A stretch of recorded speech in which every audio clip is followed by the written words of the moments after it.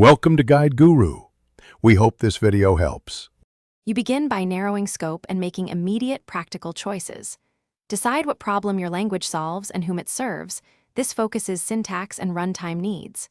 Once decided, pick an implementation host language and development tools so you can prototype fast. Make sure to list a minimal feature set, lexical rules, basic types, input/output, and error handling. Then write the first grammar fragments and a tokenizer. You'll iterate, but starting with reachable targets keeps momentum and prevents feature creep. You now implement the core that makes code meaningful.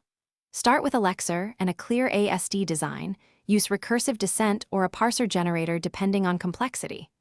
Once done, implement semantic analysis, symbol resolution, scope rules, and type checks so programs behave predictably. Parallel to that, build an interpreter or a simple bytecode emitter for execution.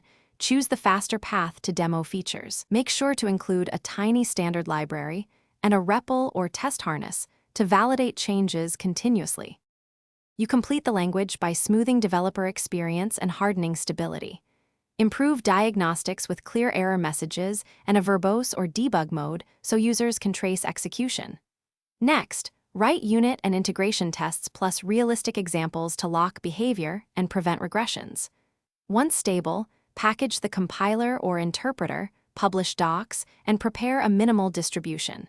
If things go wrong, run minimal reproducible examples with debug logs to isolate the fault quickly.